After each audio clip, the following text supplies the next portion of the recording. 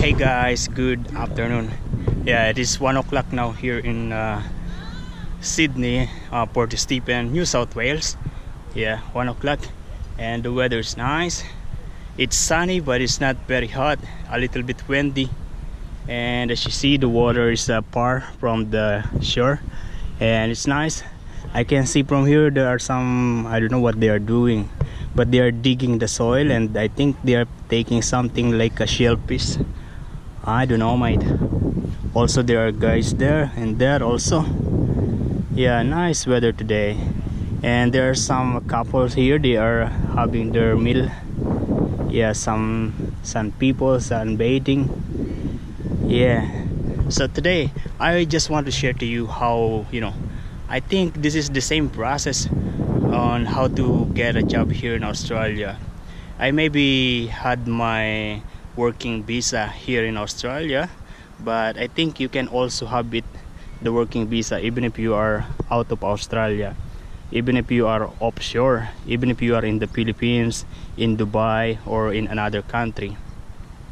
So because the very basic very basic, the first thing you need to know is that you need to know if your job or your profession is in the list of the skilled occupation list here in Australia. So basically, Australian government has the list of jobs that are open for the skilled worker from other country to be able to work here in Australia. So basically, those jobs are the skilled job like carpenter, engineer, chef, doctor, nurses, etc. So it means that not all jobs are open for non-Australian. So of course, once you visit the website, you're going to check the requirements, the qualification for you to be able to apply. And once you've learned that you are qualified, what you need next to do is to take an IELTS or any English test, or if you are an American or British or New Zealand there, or if the language that you are using in the school is English, I think you don't need any IELTS test or any English test. But basically, as most of the people have other language, they basically needs IELTS or any English test like PTE, Cambridge test, something like that. Yeah, but the basic is the IELTS. Most people use the IELTS. Yeah, IELTS here in Australia is $330. And in Dubai, because when I was in Dubai, one of my friend took an IELTS in Dubai, and it's 950 dirhams. Yeah, a little bit expensive for me. yeah, so that's it. And as much as possible, if you can have the score of at least 7, because if you got the score of 7, you are able, there is additional points for you to be able to another kind of visa, which is I would say better visa. Yeah, the 189 visa. Yeah, that is basically the permanent skilled independent visa, permanent resident directly to come here. Yeah, but we are talking about now with the normal visa, which is just working visa, just for you to be able to come here and work. So once you have that, so basically you already know that you are qualified, that you are in the list, that your job is in the list of the skilled occupation list of Australia, and then you already got an IELTS. And the next thing you need to do is to have your skills assessed. Like, you need to have an skills assessment. This is actually to have you for you to have an Australian qualification or Australian certificate. That is basically like converting your experience or your knowledge or your education into Australian qualification, like Australian certificate. Like in my case, I was a cook in the Philippines and in Dubai for more than 10 years. So but I didn't had any formal education about culinary, and basically it's just my experience. So when I come here in Australia, because you know, another story, when I come here in Australia, I just came here for training visa, and no heavy, no difficult requirements, just my experience, because you know it's a training visa. So it's I'm doing the training, yeah. But then that training was just for 1 year, and during that year I really wanted to stay longer. So I checked what I need to do for me to be able to stay longer, and yeah, that's what I did. I read all the information, I gathered all the information I did for me to be able to stay a little bit longer, and that's basically for me to have a working visa. So I learned that my job must be in the skilled occupation list, and then I need to have an IELTS, and then I need to have my skills to be assessed. Yeah, and that's what I did. So basically for skills assessment,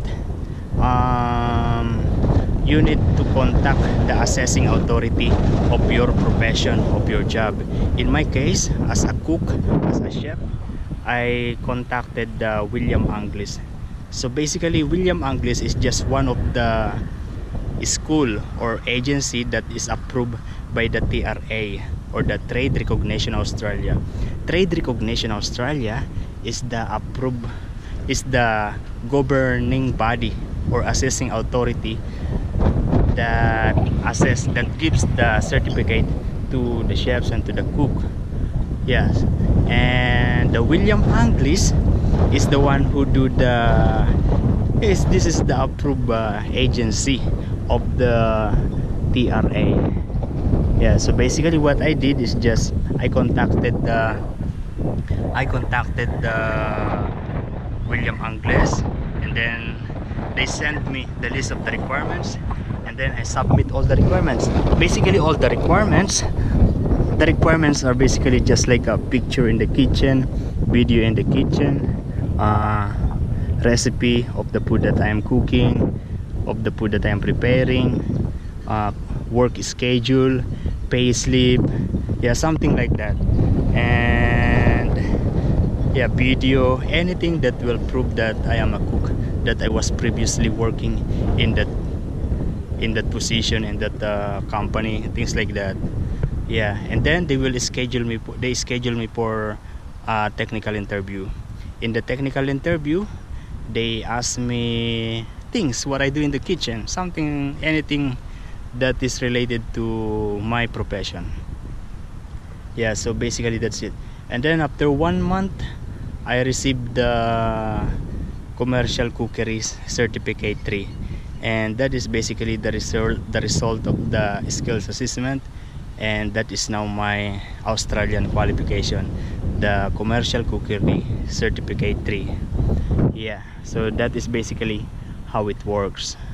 But then I am just not sure if there are company or agency in another country, in the Philippines, or yeah, in another country, that do the skills assessment. I am not sure. Yeah, so I think the best thing you need to do is to check the website of the Australian immigration, because they have all the information there, the procedure, the instruction, all the details that you need to know. And basically, if you are, I'm always saying basically, yeah, so yeah, because you know, if you visit the skilled if you check the website of the Australian immigration, in the skilled occupation list, you will see there the job or the profession, and on the side of that you're going to see the assessing authority. So like for example, for the chef, for the cook, there is a TRA, or Trade Recognition Australia, and for the engineer, there maybe are the Engineers Association of Australia, something like that. Or if you are a doctor, maybe Medical Association of Australia. So those maybe are the assessing authority of those professions. Yeah, so if you visit that website, you're going to know and you will learn a lot of things. Yeah, yeah, but you know, and I think it depends. It's case to case basis. It depends on the job, it depends on the profession. But because you know, I have some Filipino friend who applied in the Philippines. Basically, some of them are also my colleague in Dubai, and they go back to Philippines to apply in the agency. And the way I understand, there is skills assessment works like this. So they went to Philippines, and then there is an agency who do all the processing, and they do the actual like a training, and then they do the actual training and actual cooking, food preparation from everything that the company is asking. And after that, they started to apply for the working visa. So once you are sure that your profession is qualified to work here in Australia, and then you already also got an IELTS, also you already have the Australian qualification or the certificate, and then the rest of the requirements will be the normal passport, school credential, and then normal working experience certificate. Yeah, just like that. And then the next thing you need to do is to submit the CV to your prospective company, to the company here in Australia. You submit your CV online, and as much as possible, make it the best CV. Also add some cover letter, because you know the cover letter will help you to be recognized by the company.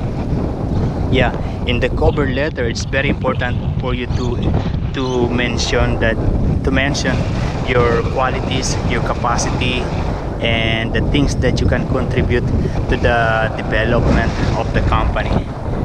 Yeah, and also very important that you need to mention that you are already have all the requirements needed, and all you need to do is to apply for the visa. Because you know, if you don't have those requirements, it will really takes time for the company to get you, because you know you need to schedule for the IELTS. You don't know when it is. You need to schedule for the skills assessment, and it will take so long. But once you have all those things, the only thing they need to do is to apply for your visa. Once you are hired by the company, and they will send you a message or maybe inform you that you need to contact one migration agent for your visa application. Usually, like in my case, the company that I am working now, when I was applying for a job to them, they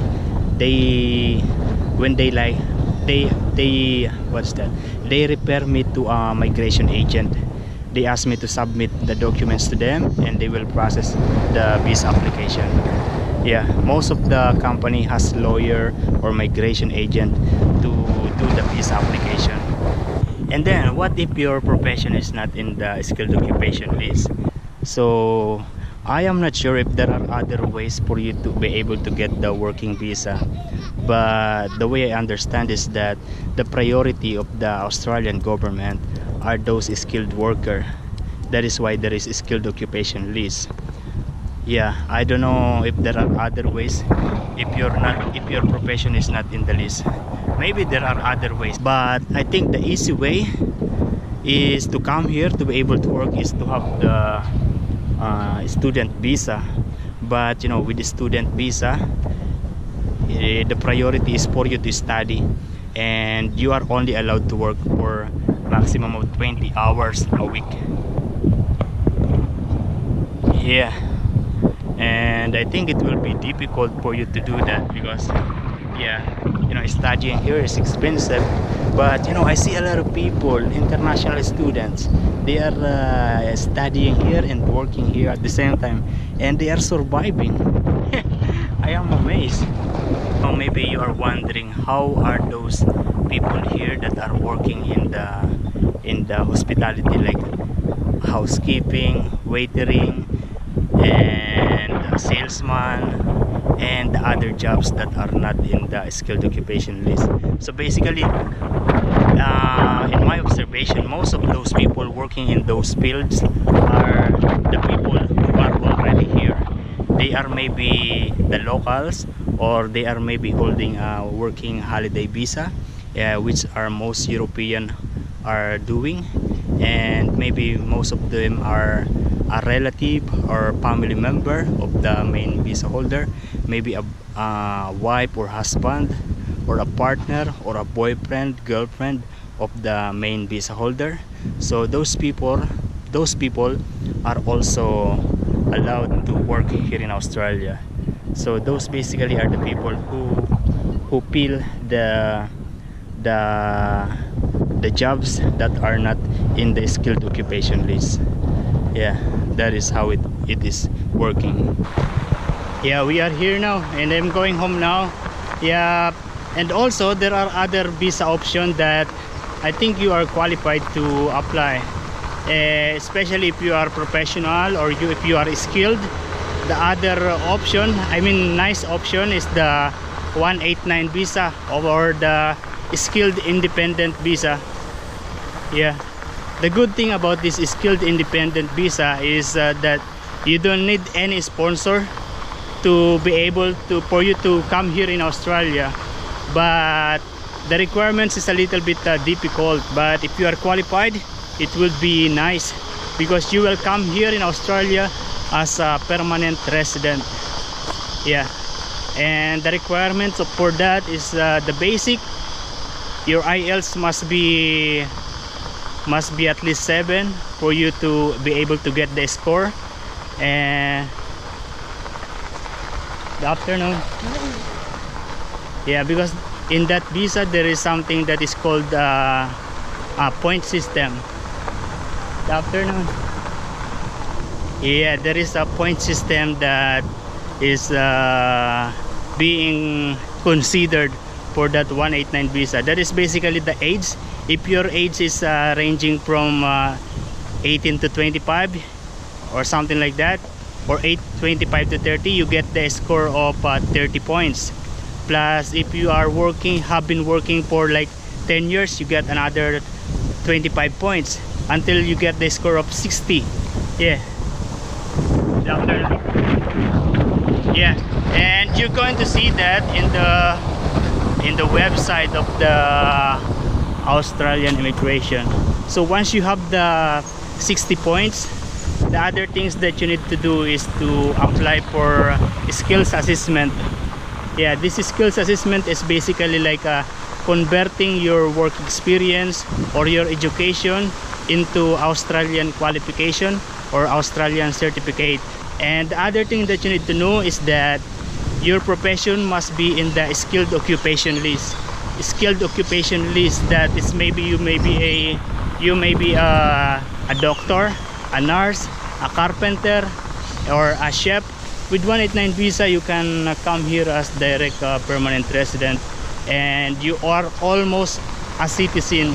And for you to be able to apply for that, you must meet those things that I've mentioned, and then you need to do the expression of interest in the website of the Australian immigration. Yeah, and then it's basically, once you did the application for expression of interest, the companies here in Australia will look into your CV, in your data, and once they like you, they will choose you, and then the Australian immigration will invite you to apply for 189 visa.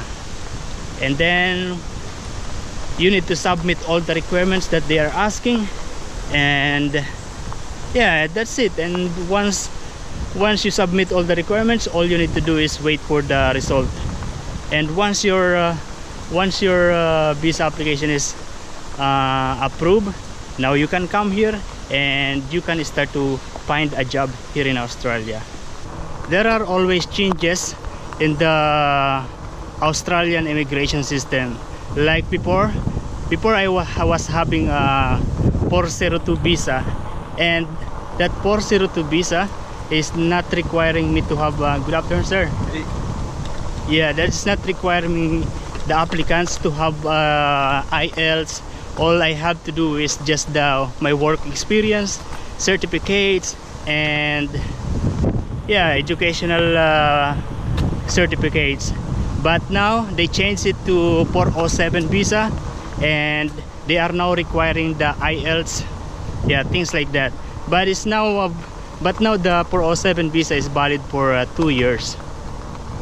And the other thing, before I was applying for the 457 visa, which is 4 years working visa. Yeah, and just right after my visa was approved, they changed the system, and that 457 visa is now changed, classified into two: the long-term one and the short-term one, which is like one of my friend, he was given a 457 visa but just valid for 2 years, and yeah, but before that I got the visa and they gave me a 4 years. Yeah, that's basically some changes. So that's why I'm telling that if you think you are qualified, you should apply right now, because I think this is the right time that you learn these things. Yeah, so there are always changes. The best thing that you need to do is to always visit the website of the Australian immigration, or consult the migration agent or migration lawyer. They know everything. Basically, this is just for your information and not necessarily the right or the correct procedure. The best thing that you need to do is to visit the website of the Australian immigration, because you know that is the most reliable thing to consider. Also, maybe the other way is to consult a migration agent or a migration lawyer for you to know the best way. So yeah, I think that's it. Thank you for watching, guys.